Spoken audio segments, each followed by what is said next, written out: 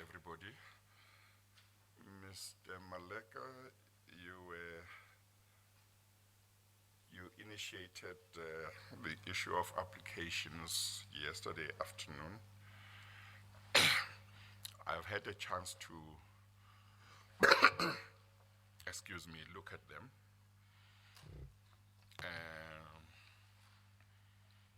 I have something to say with regard to each one of them.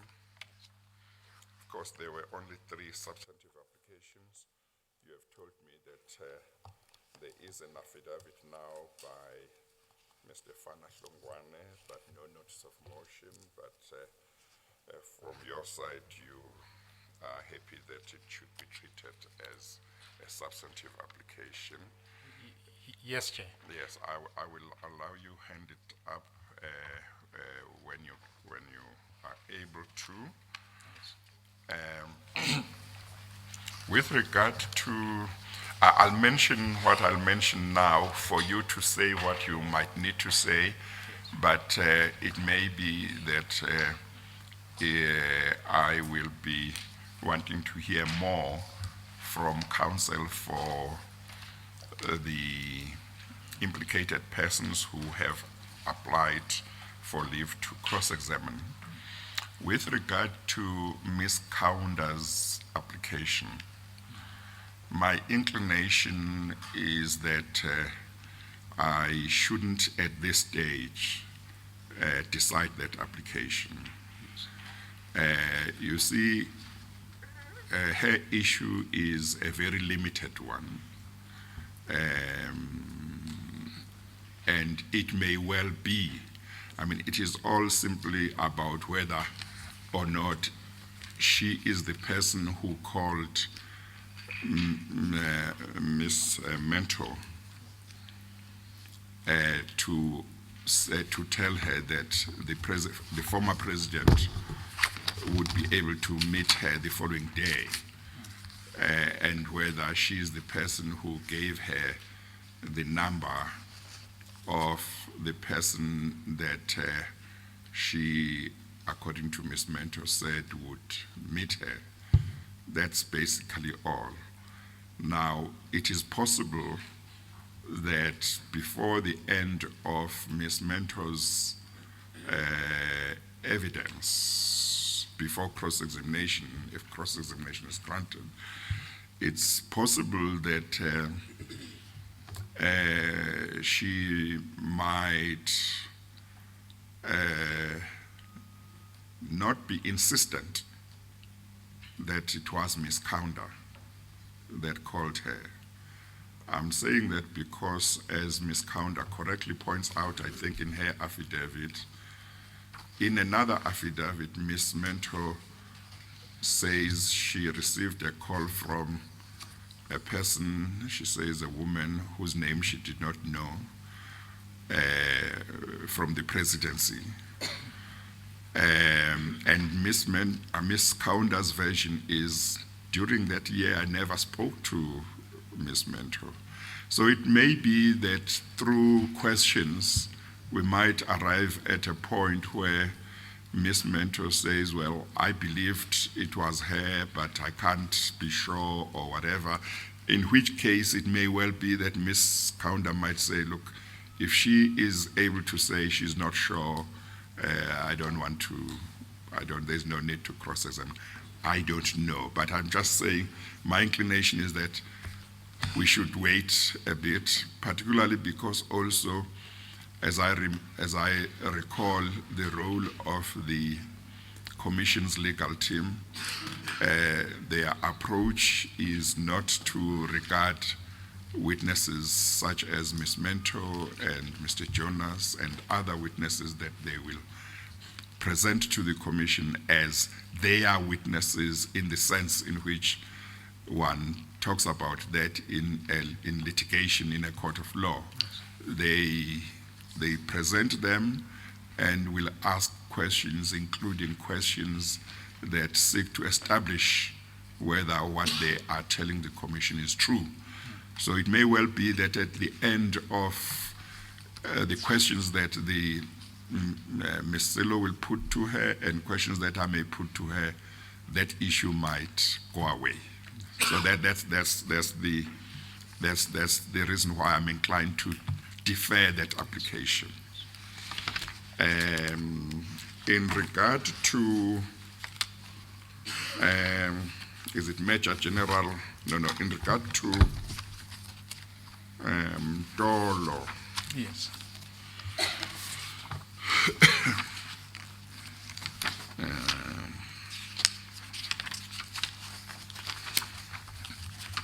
In regard to Mtolo, and his counsel will be listening, in regard to Mtolo, I'll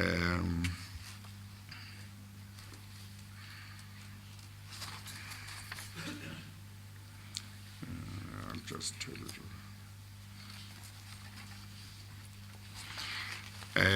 My concern is whether in his affidavit, what he has told us is his full version about his encounter or dealings with Ms. Mentor, because I would like to know that it's a full version in relation to that incident or that encounter. And part of the reason why it's important for me to know that is because when I grant leave to cross-examine to any implicated person, I intend to put a time limit. I don't intend to just allow cross-examination that will just go on forever. Yes. But obviously, I want to try to the best of my ability to give a time that is fair to, one, the commission, the public interest, to the implicated person, and so on. I want to take into account everything. Yes. And if I don't know the full version, I might not be able to give a realistic time. But if I am told that what he has put here is the full version relating to the incident, then we can take it from there. So that's Mtolo. And I take it that you're referring to the version put up by Mr. Mtolo in D3, page 49, paragraph 3. In that affidavit, in the whole of that affidavit. Yes. Yes. Because that is a response to paragraph 120 of Ms. Mentor's evidence, and it's a bare denial. Yeah, so as I say, if his counsel says to me, this is the full version, Yes.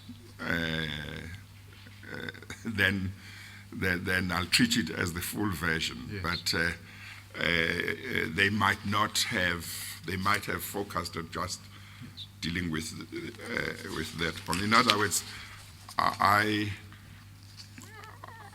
don't like a situation where you say, no, I deny that I was there on that day, but actually you were there the following day. Yes. And whatever she may have said happened on the one day actually happened on the other day. I want you to be able to say, it didn't happen on that day, but I did come the following day, and this is what happened the following day. Then I have a full picture. Yes. Okay. Okay. And then, well, Mr. Hlongwane, I didn't have his affidavit as yet, so Is it convenient to place it before you? Let me.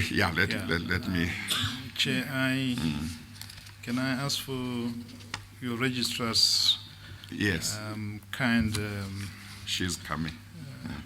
permission to hand this up to you? Yes. You will see that I had started to mark it 3A. Yeah. I had not completed the pagination, but Yeah. at least we know where it starts. Yes. Okay. If you could go to the folder under Mr. Hlongwane, Yeah. you will see it ends at 3. What follows thereafter is 3A and so on. we will complete the pagination later. Yes. So let me ask you to place it in that folder. Yes. Okay. 3A will be the letter dated 27 August. 3B is the second page of the letter. And 3C is the beginning of the affidavit. Yes. Yes. We will complete the pagination later, as I Yeah. say. No, that's fine. I'm not too sure whether you can give any guidance at this stage because you have not looked at the affidavit. Yeah. But from our side, we accept that that is a substantive application yes. within the meanings of the rules, Yeah. and that you should be able to give some directions on it. Yeah. No, we won't be too formalistic about some of these things, so that's fine. It's fine. We'll take it as his application. Okay, so I will have to have a look at it, or maybe his counsel, if he stands up and says anything, Yeah. we'll take it from there, because as I said in the private meeting I had with all the parties just now, my recollection was that as far as Mr. Hlongwane is concerned, Ms. Mentor said nothing more than simply that she was introduced to him on a flight Yes. to China. Yes. The affidavit of Mr. Hlongwane gives a substantive version in our view, and it's quite interesting because Yes. it raises more questions which can only be clarified if he comes in, because he admits to some of the meetings taking place between him, Mr. Duduzane, Yes. and Mr. Jonas, Yes. but rephrases the agenda for those meetings. And therefore, it's important for the pursuit of the truth to try and examine his version. Yeah. Yeah, okay. That's in relation to Mr. Jonas, that he would like leave to cross-examine through his counsel. That's fine. And then there is the application by, is it Major General Nonopi? Yes. Now, I've read the affidavit by Major General Nonopi. At this stage, it seems to me that unless I've missed out something, that it probably is also not a full version. As you will recall, Mr. Jonas's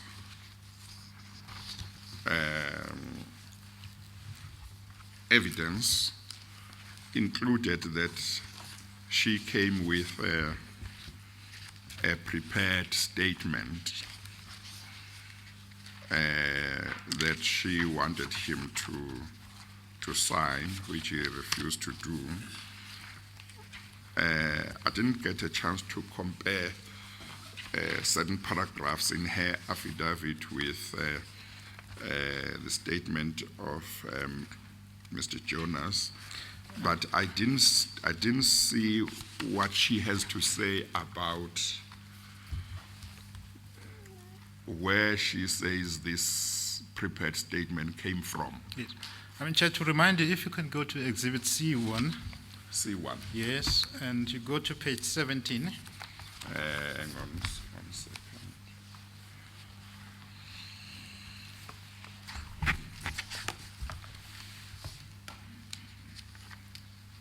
Okay, no, I see that they didn't bring my C1. I've got D's only here. I can place. But you can maybe read to me what you wanted to draw to my attention, and we can move All I on. was going to say is that from C1, page 17, Yeah, and maybe let me place a copy of one of my colleagues before you. okay. C1.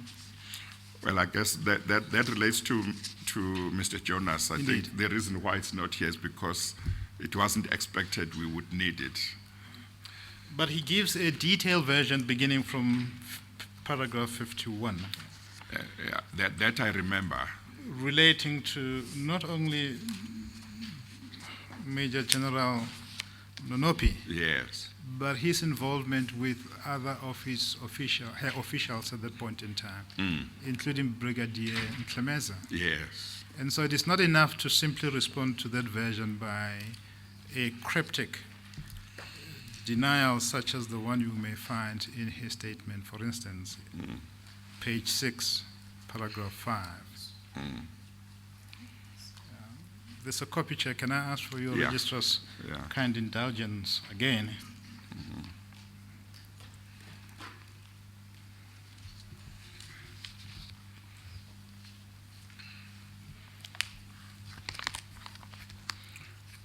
Well, we might not need to go into details Yes.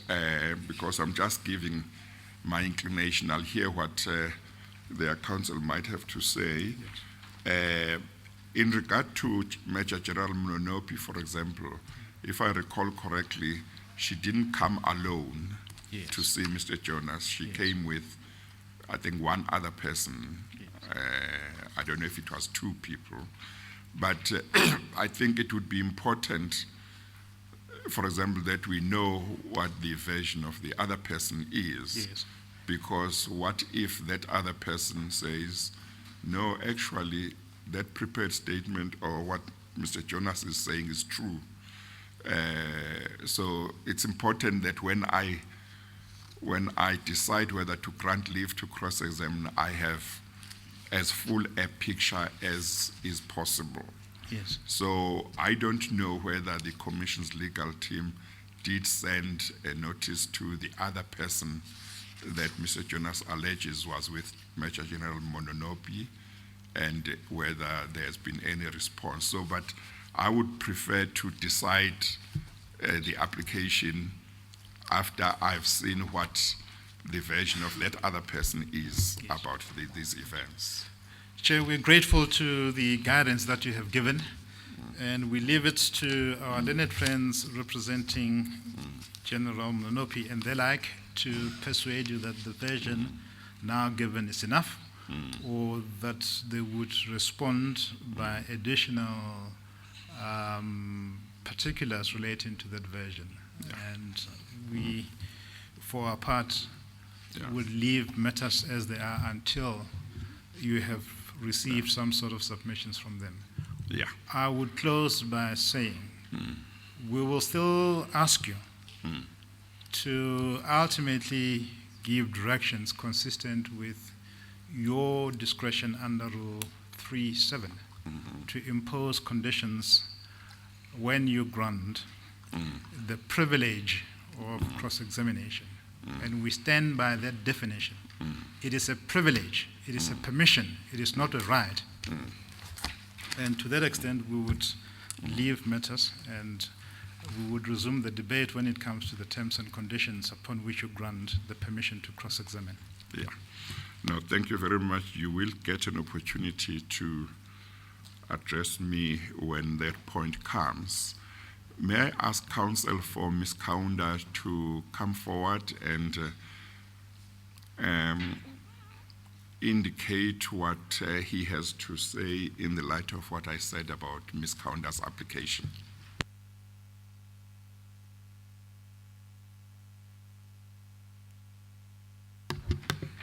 Thank you. Yes. We've heard what you said, Chair, and we're in agreement with that. We will abide the time. Thank you. Thank you very much. Counsel for Mr. Mtolo, is he here?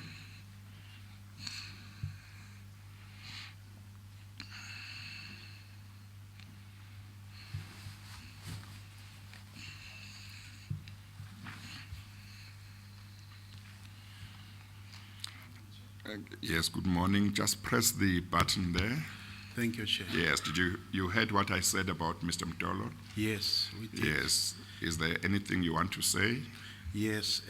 Firstly, we concur, Chair, that we received the notice, and further, we filed or deposed to an affidavit based on the allegation as contained in the notice. So now it's obvious that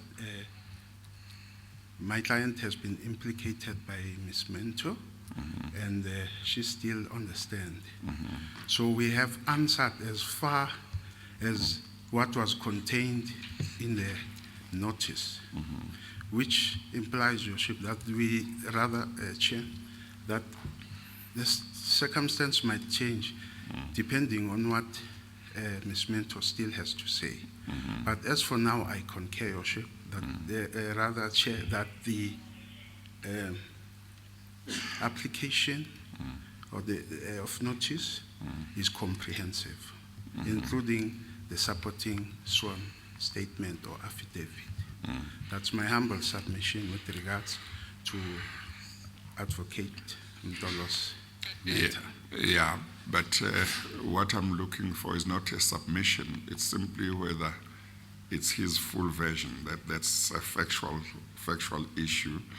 And if you say to me that in regard to those allegations, it's his full version, I will have regard to that. But obviously, you will appreciate that you need to be sure that that's his position before you say it, because if you say it is his full version in regard to those allegations, and he later on comes into the witness stands and says something else, that might not be good for his version.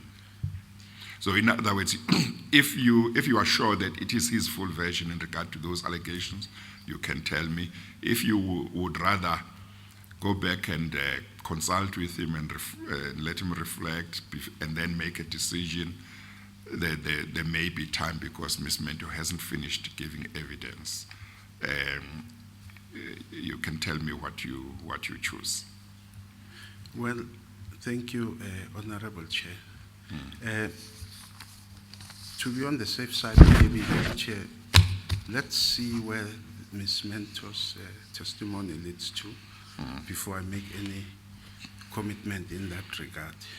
Okay, all right. Okay, no, thank you then. And secondly, with regards to General Nonopis. Oh, you represent her as Yes. well? Yes. Yes. Chair has correctly pointed out that somehow the affidavit is not comprehensive or does not reply to each and every allegation contained in the statement of the Honorable Mr. Jonas, which version, rather submission we agreed with. And in this instance, we are at idem with my learned colleague, Mr. Mabunda, the counsel for the commission, that we will, before Friday, file a supplementary affidavit. The reason being, at the time we were responding, we had not been finished with all the necessary and relevant documents as far as the Honorable Jonas's submissions were concerned. Okay. So may I humbly request an indulgence from the chair that we be allowed to file such supplementary affidavit on or before Friday at the latest. No, that's in order. That's in order. Thank you very much. You may do so. Thank you. Then, thank you. You may sit. Then these applications, these three applications, then Ms. Kaunda's application, Mr. Mdolo's application, and Major General Mnonopi's one, they stand deferred and will be dealt with at another stage that I will indicate, because there are still certain things that must be done, or we must still wait for Ms. Mentor to finish her evidence. In regard to Mr. Hlongwana's application, I haven't had time to read his affidavit, so maybe before the end of the week, I might be able to indicate what my thinking is. I think, Mr. Malega, you want to say something? Chair, the only thing that we would like to draw your attention to is that there is a need to make logistical arrangements about when the witnesses who are still hanging in this suspense should be recalled for cross-examination if you allow any or all of those applications. So we need to make some logistical arrangements. We would ask for your guidance that the applications be dealt with fairly convenient And we would ask you to do so certainly by Friday, because there has been an indication from our learned friends of the Friday group that they're available to start with the cross-examination of the relevant witnesses in that first week of September, which is effectively next week. Yes, yes. No, I'm quite happy to do that. My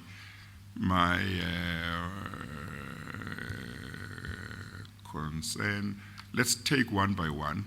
Ms. Counter's one will depend on what happens by the time we have exhausted questions for Ms. Mentor.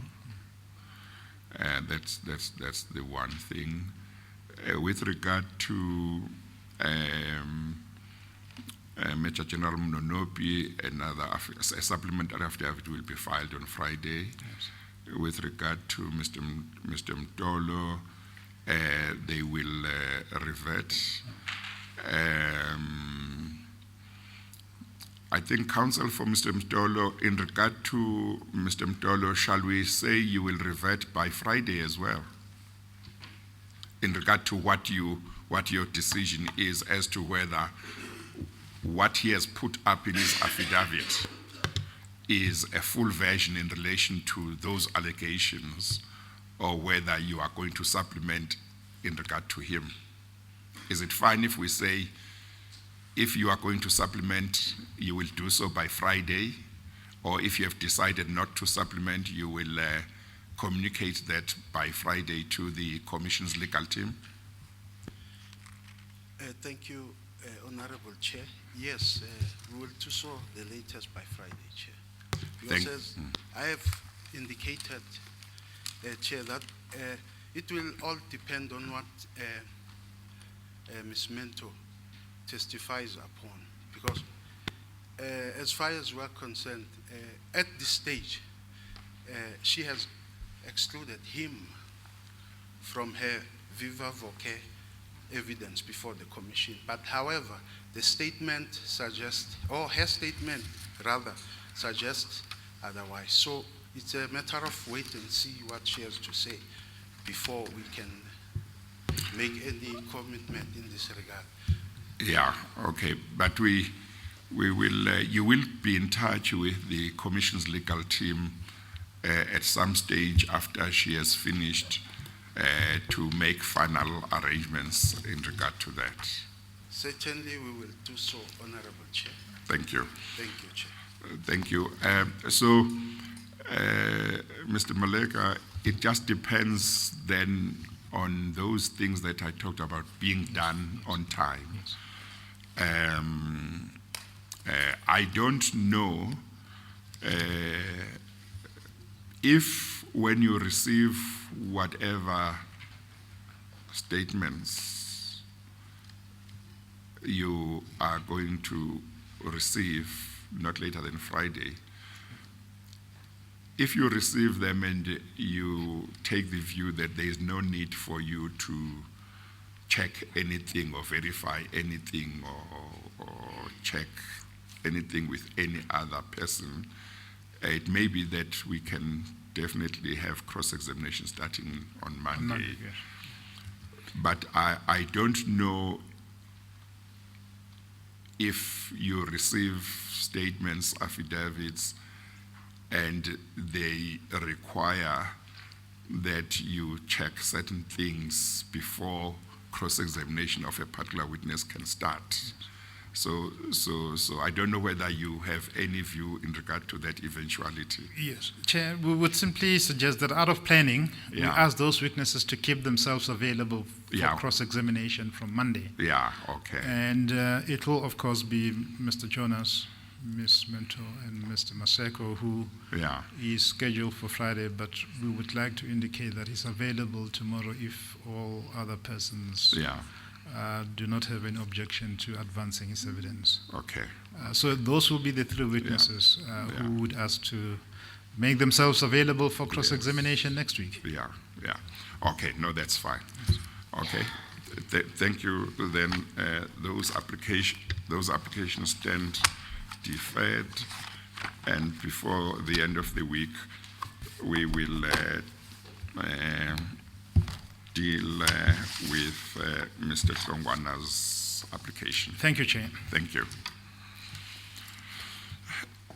Before Mr. Pretorius has something to say, I omitted to say earlier on that we started later than we should have, or than the time I had indicated. I think we started about 10 to 10. I had said we would start at 9:30. We apologize for that. I had to have an urgent meeting with the lawyers for various parties to discuss some of the matters. So I just want everybody to know that definitely when we have said we are going to start at a certain time, we try to make sure that we start at that time unless there is a really good reason, and we will communicate that good reason to everybody if it does happen. Thank you, Mr. Pretorius. Before Ms. Mentor resumes her evidence, may I just respond to the proceedings this morning from the perspective of the legal team as a whole, Mr. Chair. There are a number of arrangements for the calling of witnesses early next week that have already been made. Mr. Jonas has not yet finished his evidence. So there are a number of logistical arrangements that the legal team needs to make in consultation with various witnesses and the like. So it's premature at this stage to give any person an assurance of how things will occur next week. And the legal team may well approach you, perhaps in chambers, to set down a date for applications that is a certain date so that we can plan around it.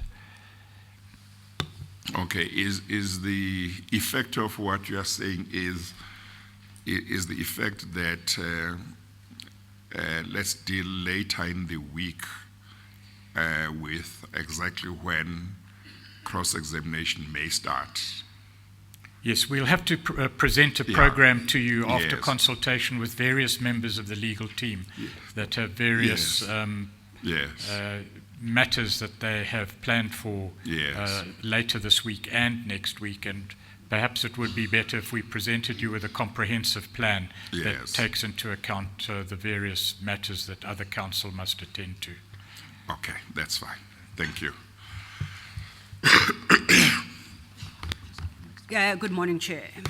Good morning, Ms. Selo. When we rose yesterday, Ms. Mentor was still testifying. I intend to call her. She's in the adjacent room. She is close by. Yes. As the Chair will recall, I had indicated we had received some documentation. She hadn't had opportunity to go through with her attorneys, and she is finalizing that right now. Chair, I'd like to inquire. You say she's finalizing. Does that mean she might not be ready, or is she ready? No, I understand that she is ready. Oh, okay. Yes, I was explaining her absence in the room currently. Okay. Thanks, Okay. Chair. In light of there she is, in fact, in light of the Chair's decisions this morning, and so not to interrupt perhaps Ms. Mentor's evidence, I would like to clarify two issues. And that, in fact, three. They relate to the people implicated by Ms. Mentor's statement. As the Chair correctly pointed out, we are in receipt of Ms. Kaunda's affidavit and Advocate Mtolo's. I understand the Chair has granted them opportunity to indicate whether their documents constitute the totality of their version. My question of clarification is, if they choose to make additions, do those constitute supplementary affidavits permitting me to put before Ms. Mentor what they already have on the affidavits at hand? Or do they intend to decide whether to withdraw the affidavits and any admissions made therein and refile? That's the first. Just repeat the first. The first question, or the affidavits that we already have, even if the representatives for Ms. Mentor, Ms. Kaunda, and Advocate Mtolo were to conclude are not comprehensive enough, am I to understand that by Friday they are required to supplement, which is not to withdraw what's already filed? Let's take one by one because Yes. they are not the same. I Ms. will start with Kaunda, Kaunda. Ms. Kaunda, I don't have any concerns about the adequacy or otherwise of her affidavit. Yes, Chair. So the only reason why hers is deferred is because Ms. Mentor is still testifying and she will be asked questions which may or may not result in her adopting a certain stance in regard to her evidence about Ms. Kaunda. And if she adopts a certain stance, that stance might mean that Ms. Kaunda might see no reason to have to cross-examine her. Thank With you, Chair. regard to Mr. Mstolo, I have said to them, to his counsel, I have concerns whether the version they have put up in his affidavit, the version that he has put up, Mr. Mstolo, in his affidavit, is a full version in regard to those allegations. But if I'm told by his counsel that it is his full version, I will have regard to that, and then we'll take it from there. His counsel has chosen that he would rather just listen further to the evidence of Ms. Mentor, and they'll make a decision later as to what to do. Yes. So I think that if, for example, there were to be a supplementary affidavit, and if you wanted to put that to Ms. Mentor before she's cross-examined, we could look at that. Thank you, Chair. Chair, am I to understand, therefore, that I can, today, put the versions as currently are on Yes. record? Thank you. Yes. And we will decide whether there's a need to put further supplementary versions. The second point, Chair, is relates to former President Mr. Zuma and Mr. Ajay Gupta, who were served with Rule 3.3 notices and have to date have not indicated, and we do not know how to deal with the two witnesses because we do not know whether they intend to still submit responses in terms of Rule 3.4, and if so, we would request an indication of by when they must do so, Chair. In the meeting that I had with the Commission's legal team together with counsel representing various parties, counsel from the former president were also there, and they have indicated that a decision is yet to be taken, if I understood correctly, whether they will apply, whether the former president will apply for leave to cross-examine or not. But that decision will be communicated on Friday, and I think if they decide to, that decision will be communicated on Friday. Thank you, Chair. In regard to Mr. Gupta, now I haven't sought to make distinction between the different brothers, but I think it is Mr. Ajay Gupta. Counsel for him has indicated that, and he's going to tell me if my recollection is wrong. He has indicated that a decision has been taken to file an application for leave to cross-examine, and that application will be filed on Friday after they will have been, I think, served with some further documents by end of today. Mr. Helens, am I correct? That is correct, Chair. Thank you. Yes. Thank you, Chair, and thanks for the clarification. Chair, I don't know, when I came in, I had cleared the space for the applications. May I take half a second to retrieve my files and we are ready to proceed? Thank you. Do so.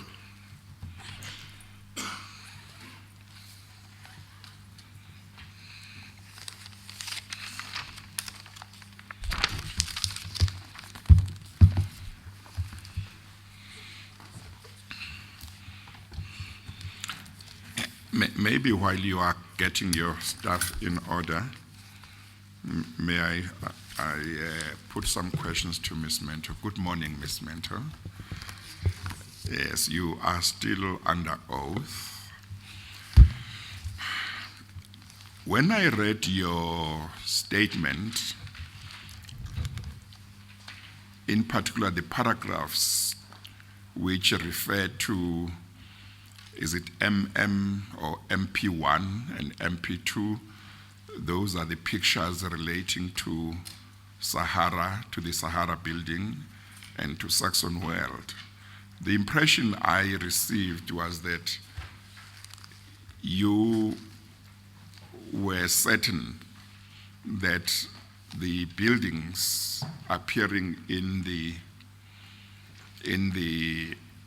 pictures were the buildings, were the Sahara building and the Saxon World. Is it a compound or building? But yesterday you said that one, you didn't take the pictures yourself. Two, the pictures were not taken in your presence. It's pictures that you took from, basically got from the media. Is that right? That's right, Chairperson.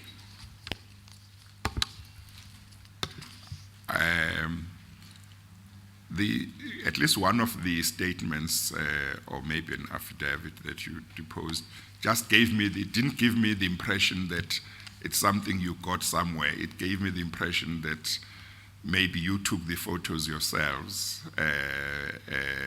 because I think it said, in effect, these are the buildings that I was at. Whereas if it is something that you took from somewhere, probably all you might say is, for, it looks like it's the same, it's the same. Maybe you can't be definite as such if you didn't take the photos, I'm not sure. But basically in the end you are saying you went to certain buildings, one of them was written Sahara, and then there was Saxon World, and subsequently you saw pictures in the media, and the pictures represented what you believed were the buildings to which you had been. Thank you. You agree? I agree, Chair. Yes. Feel free if there is a reservation to say there is a reservation. In other words, you must speak freely. If you agree, you must say you agree. If you don't agree, you must say you don't agree, because if you say you agree and inside you don't agree, you get cross-examined, then you regret why you didn't qualify your agreement. Chair, I agree in that when I was going through my statement with my legal representatives, they asked me if this picture, I did not source the picture of both the house and Sahara, if the pictures represent the buildings that I had been to. So I agreed that the pictures that I saw before me, because do represent the buildings. It may be that it's the formulation of the relevant sentences in the statement and not really your fault. Okay, thank you. Pleasure, Chair. Thank you, Chair. Ms. Chair, Silva. before I proceed with Ms. Mentor, with her testimony this morning, Ms. Mentor had requested to address you briefly on an issue. May I invite her to? Yes, Ms. Mentor. Thank you, Advocate Silo. Thank you, Chairperson, for indulging me. I would like to request the Chairperson to allow me to peep into my statement from time to time. I do not have an intention to read it. Events that are covered in my statement occurred 8 years ago plus, and I need to, from time to time, have a look into it, not necessarily read it. So this is the humble request that I would like to put before you today, Chairperson. I don't have a problem allowing you that. One understands that there has been a lapse of time. It may well be that when you get cross-examined, somebody may seek to make some point about the fact that you keep on having a look at your statement, but you will deal with it, explain the way you are happy to explain. I don't mind allowing you that opportunity. Thank you, Chair. Thank you. Ms. Mentor, before we go back to your testimony, I don't know if you are in a position to clarify an issue you raised yesterday. With reference to your statement, the main bundle, paragraph 122, you sought to effect some changes or corrections, and the chair had asked that you consider that overnight and to be absolutely certain the extent of corrections you would like effected. I'm not asking you to do so. I want to find out whether you are in a position now to make the final corrections, or would you still want the matter to stand down? I would still want the matter to stand down. Thank you. When we Well, I presume that's not meant to stand down now, or in the true sense, but that she would rather do that later. In No, the indeed, meantime, we go on with the evidence in the meantime with We other do. evidence. Indeed, Chair, Yeah. I confirm that what she's standing down is when she makes the final Oh, correction. okay. And she'll still come back to the chair on that one. Okay. Thank you, Chair. Ms. Mentor, when we parted yesterday afternoon, you had informed the chairperson of your interaction and discussions with Mr. Ajay Gupta, and you had, I think, stopped where you testified that Mr. Ajay Gupta had indicated that had offered you the position of Minister of Finance if you undertook to terminate the Johannesburg-Mumbai SAA route. Do you recall that? Yes, I do. Okay. Now that's where we ended. I apologize, Chair. Apparently I said Minister of Finance. No, I take that back, and you must have been confused. I meant Minister of Public Enterprises. I correct that. Thank you. You recall that, Ms. Mentor. That's where we ended yesterday afternoon with your testimony. Yes. Okay. Now, I'm sorry, Ms. Mentor. Try and speak, raise your voice so that the recording machine can capture what you say. Thank you. Yes, thank you. Oh, your mic was off.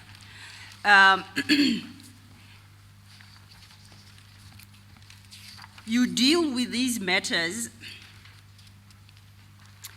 from page 25, in particular the cancellation of this airline from page 25, paragraph 87 and following, just so you find your place in the statement. Now, can you take what subsequently transpired from there after Mr. Gupta had made you this offer? May I go slightly back through the chairperson, please? Yes. Thank you.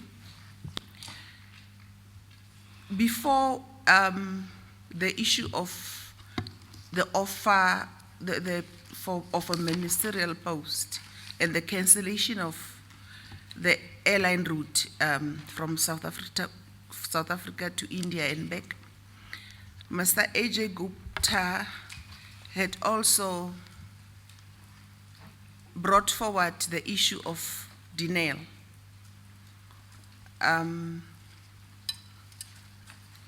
He mentioned an issue of Dinel that pertained between Dinel and some companies in India and the Indian government, particularly the Indian government.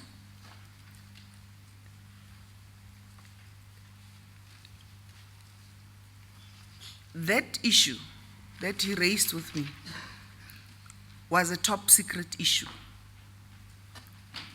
that no private citizen should have known about. I knew about the issue, but I didn't say much because I was a member of the Joint Standing Committee on Intelligence, and I knew about the issue. He suggested that he could, there was a not conflict, there was a matter. I don't want to disclose much of the matter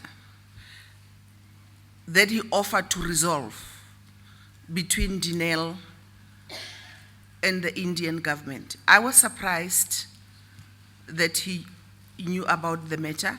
I was also extremely shocked because that matter was top secret. Okay. Because the matter was top secret, I did not entertain him on the matter. Okay. And just for the record, this aspect, is it covered in your statement, or is it in your statement? It is in my statement. Thank you. You may proceed. Thank you. I am back at the offer as I had put it yesterday, that he all of a sudden said that if I agreed to facilitate the abandonment of that route by SAA, I could become the Minister of Public Enterprises, because the president was, no, I asked him questions when he gave me the offer. I asked him, how could I become a Minister of Public Enterprises? He said the president was about to reshuffle the cabinet, and as I said yesterday, that was not in the public domain. And I asked him how he could make me a minister. He said that they often put word to the president for people to become ministers. And by we, I understood him to mean, I beg your pardon, excuse me, Chair. I understood him to mean they, the Gupta brothers, or the Gupta family. I did not accept the offer. I felt that he does not have authority to offer ministerial positions to me or to any other person. I was irritated. I actually said to him, it is only the president, together with Luthuli House, or in discussion with Luthuli House, that can determine, or that has authority to make people ministers. Now, when you said that to him, did he? I'm sorry, Ms. Selo. Yes, Chair. I'm going back to the witness evidence about 5 minutes ago in regard to Mr. Ajay Gupta telling her an issue that she says was top secret.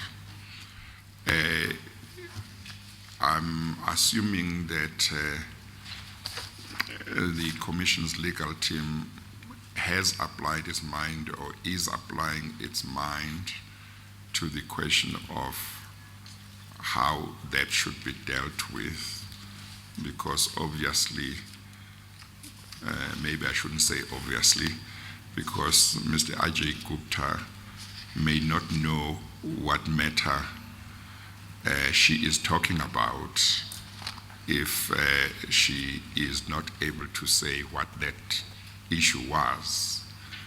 Yes, Chair. So I'm assuming that the legal team either has already applied its mind to how it will deal with that, or it is applying its mind because obviously it is, if that evidence is true, it is quite important. But how it is handled is also important, and the legal team would have to apply its mind as to how that should be dealt with at some stage or another before. Indeed, Chair, we are applying our minds to it. The option is for Ms. Mentor to make a separate statement as regards that and provide the necessary detail, which statement itself shall be deemed secret. And then the Commission can apply for a declassification of the issue together with Ms. Mentor's statement on this matter. Yeah, no, I didn't necessarily want you to address how you propose to deal with it. I just wanted assurance that that is an issue that to which the legal team either has already applied its mind or will be applying, so that it's not left hanging. Chair, thank you, Chair. I can give the assurance that the legal team will definitely apply its mind to the matter. Thank you. Thank you.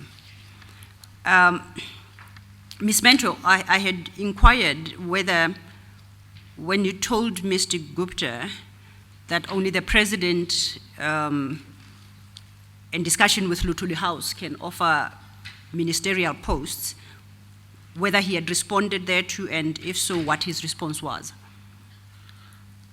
He was not perturbed, or he was not, that did not persuade him to abandon his offer.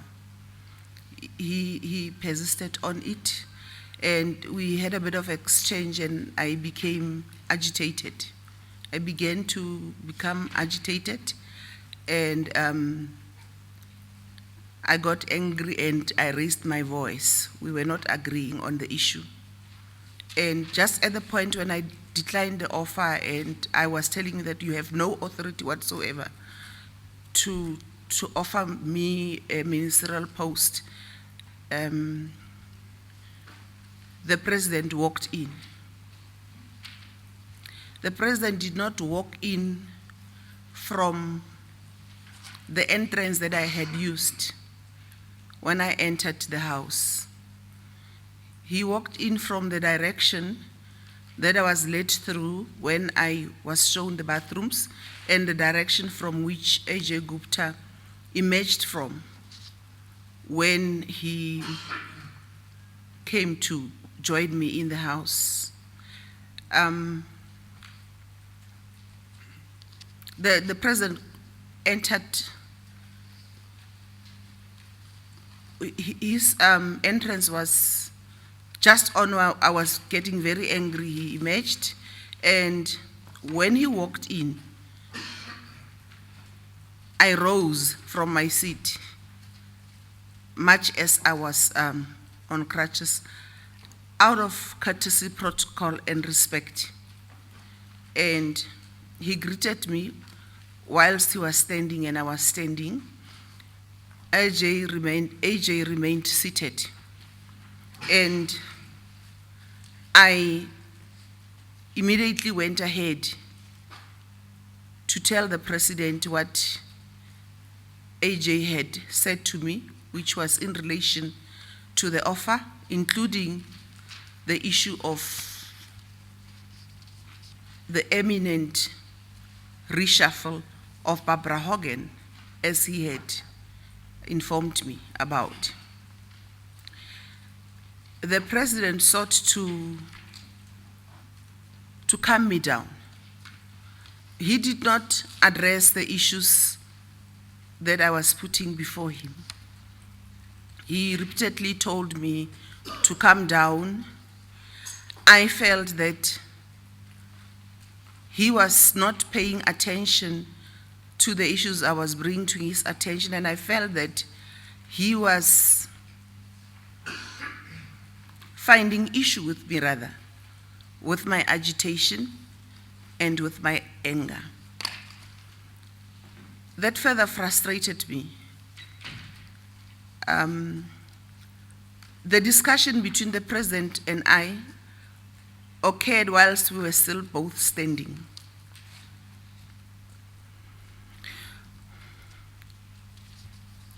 He continued to calm me down, and I realized that he is not surprised. He is not objecting, as I would have expected him, to what Ajay Gupta, what I was telling him Ajay Gupta told me. He neither did not even ask Ajay about the issues I was telling him Ajay raised with me. His mission was just to calm me down. When I realized that I was not winning, I decided that maybe I will have to leave. Now, you say Mr. Zuma's mission was to calm you down, and he tried to calm you down. How did he do that? He asked me to calm down. He repeatedly asked me to calm down. He used both a little bit of English and mostly Zulu language. Okay.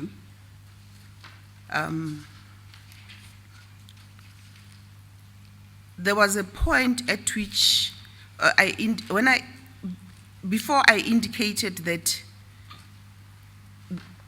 maybe I should leave, there was a time when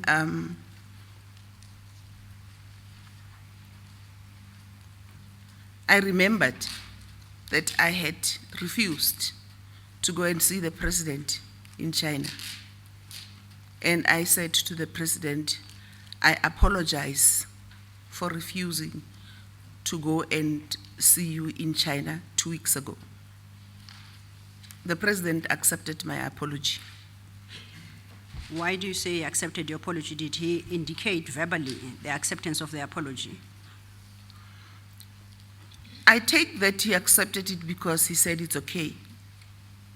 Okay. I mustn't worry.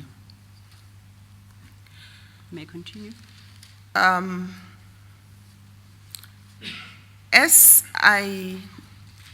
Then I told the president that I should leave. I'm leaving because the atmosphere was just inexplicable to me, and I was the one that was the mad party, as it has often been said in the public that I'm mad.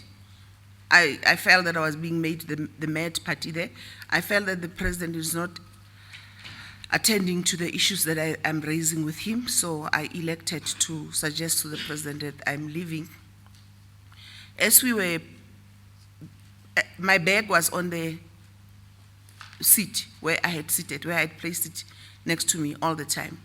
So the president took my handbag, and we were about to move out. As we headed to move out of that reception area or lounge, Ajay asked him if he would like to eat something. He asked him in a tone that I actually did not like. In a tone that's not very. It struck me that when the president entered, he did not rise, and when he spoke to the president to offer him something, he also spoke to him in a very demeaning, not respectful manner. The president told him that he was going to eat next door. And because I expressed surprise, I looked at him. He said that Duduzani, his son, lives next door. Okay. Then the president helped me out, me on my crutches, the president holding my handbag, leading me to through the exit that I had entered through, which is going down those 4 to 6 stairs. Ajay remained seated. I'm sorry, Ms. Mentor. Please don't forget where you were when I interrupted you. Please just go back to what you have just said, that Mr. Ajay Gupta asked the president or offered him a meal in a demeaning manner. Can you elaborate how he asked him or he offered him a meal that made you believe it was demeaning? Can you just give more information? What made you think the way he asked him was demeaning? In my view, if you address the president, you would say, Mr. President, may I offer you something to eat? For me, that's respectful. If you say, will you have something to eat? To me, that's demeaning. And is that how Mr. Ajay Gupta spoke to the president? Yes, I did not specifically state word by word what he said in the statement, but that's Yes. exactly what he said to the president. Okay, thank you. Thank you, Chair. As the Chair indicated, you recall at what point you were when the Chair posed the question, right? You can take it from there again. We were leaving the lounge. Yes. The president held my handbag. When I descended the stairs, those 5 or so stairs, the president assisted me. As we went out of the lounge, the black twin cab that had brought me from the airport was there. The president assisted me into the twin cab, but even before he did, on our way out of the house, he apologized for he said that if he knew that I was on crutches, he would not have requested that I come to see him, I fly all the way to come and see him whilst I'm still on crutches. Outside the vehicle, he continued to calm me down. He spoke to me again in Zulu, calming me down, and he told me in Zulu to look after myself, and he told me that we would meet again. He actually opened the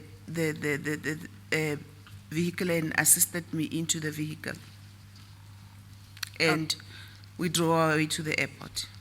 I was driven away to the airport. Okay, can I inquire, in your interactions with the president at this point, did he indicate verbally that he was honoring the meeting you say was scheduled between yourself and the president? When the president said to me as we were leaving the house that would he have known that I was on crutches, he would not have requested to come to me to meet him. To me, he was acknowledging that he called me for a meeting which has an agenda. Okay. Did you have an opportunity, before I do that, can you recall around what time this was of the day?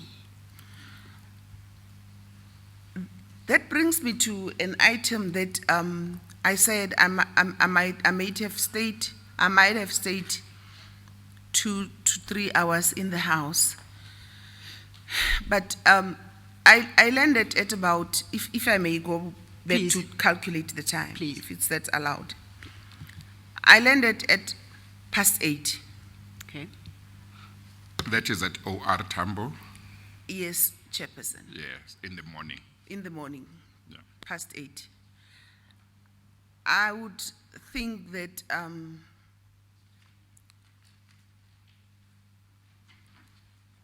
I was at Sahara at about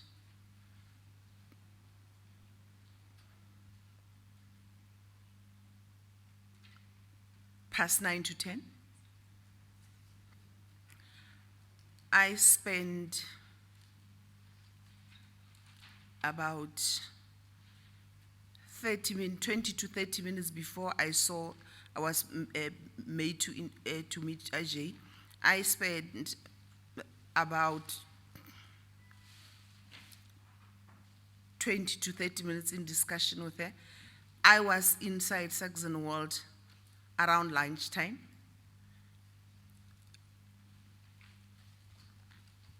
And lunchtime being 1 o'clock? Around 1 o'clock. I I had lunch there by myself around 1 o'clock. I waited a bit there was a lapse of time before AJ came into the house, which was more than an hour. I think it could have been between 1 hour and 2 hours. I know that when we rushed to the airport, it was after 3 o'clock. It was between 3 o'clock and 4 o'clock. So I don't know if I've assisted you with time calculation. Yes. And maybe just on that, do you have a recollection, you may not because you fly so often, around what time was your flight back to Cape Town on that day?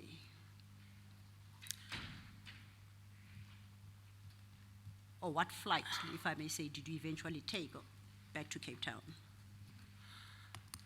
You know,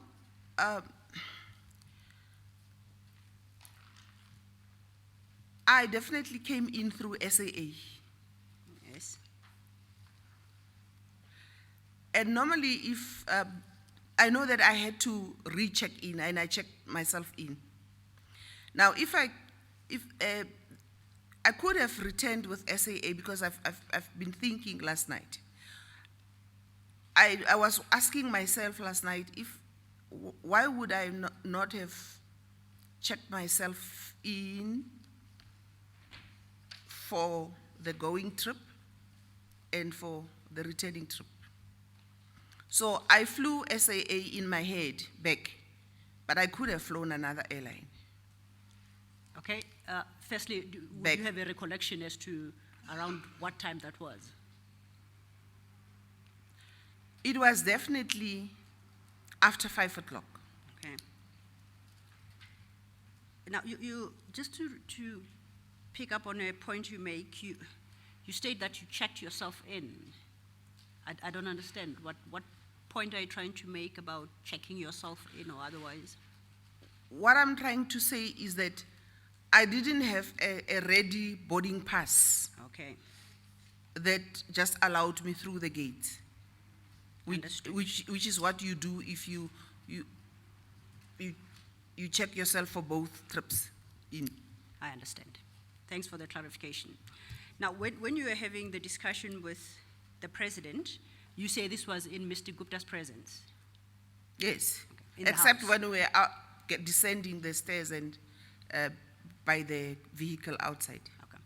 Now, before you got into the vehicle to take you back to the airport, did you at any point remind the president that you flew to Johannesburg specifically to meet with him? Did you have that conversation at all?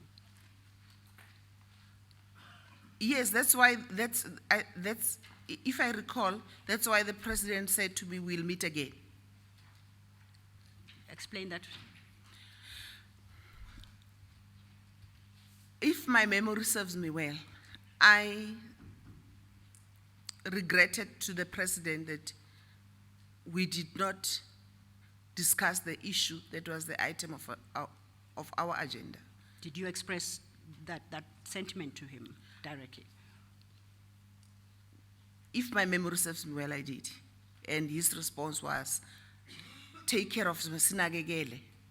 We will meet again, Ndombazana, ungakhathazeki. Okay. Now,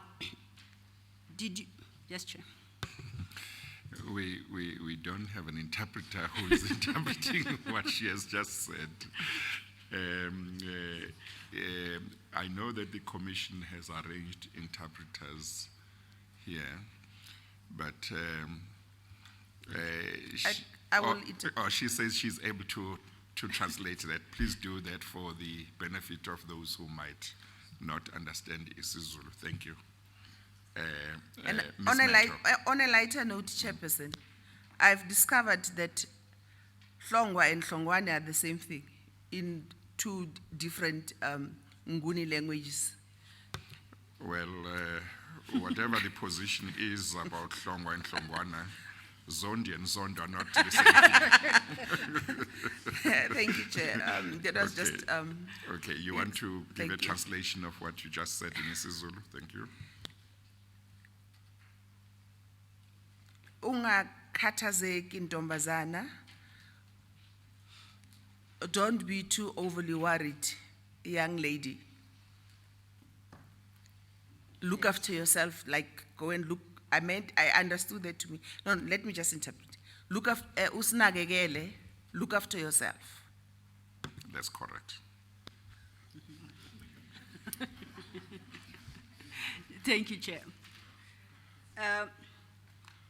Now, whether inside the House or outside, did you bring to the President's attention that you had caught a 6 o'clock flight, technically being in Johannesburg or in the Gauteng province from 8 o'clock in the morning for purposes of this meeting, and you are only meeting him at that hour? Did you have that conversation with him? No, I did not. Why not? When we were in the house, well, because he came suddenly into the house, my issue was the concerns about what the issues Ajay has raised with me of making me a minister and me the issue of the airline. So that overtook me, and the reaction of the President was disheartening to me, to say the least, and I decided to leave. So only outside, as I said, I may have, if my memory serves me well, referred to the fact that we did not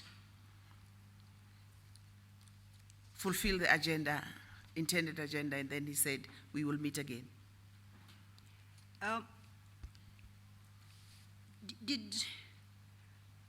In confirming the meeting for that Monday, was a specific time allocated for the meeting, or was it left open?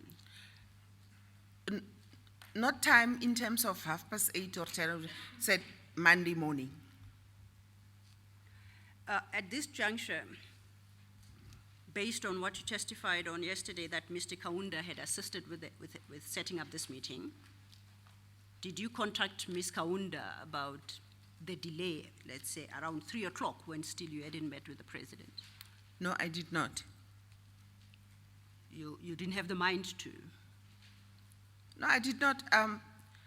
Ms. Kaunda's role was to assist me to realize the meeting. And I did not deem it necessary to tell her of the delays. The person that I kept on updating was my friend that I phoned when I was in Sahara, and that I was when I was in the house and in the vehicle, but not Ms. Kaunda. Did you inquire from the people who collected you from the airport as to when you will be meeting the President? You mean when I met them? At any point?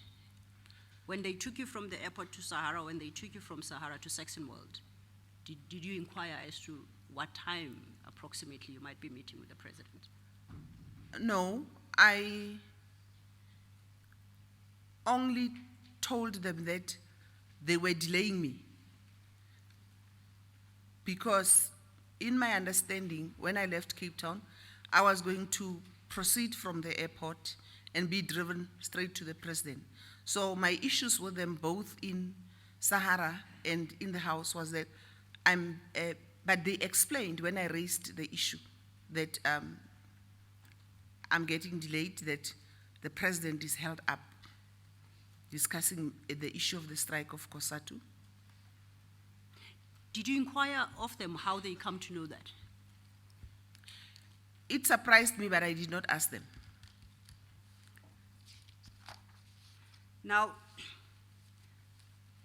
is it your testimony that the president learned from you as to the offer made to you by Mr. Gupta? So he was not present when Mr. Gupta made the offer, that the president learns that when you relate that to him. Is that correct?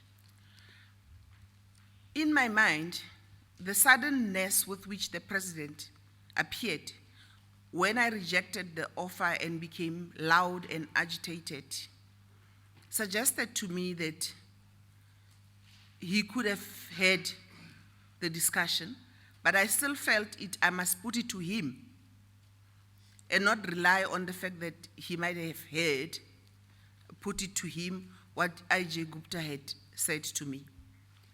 You indicated that after you had informed him, the president was more intent in calming you down.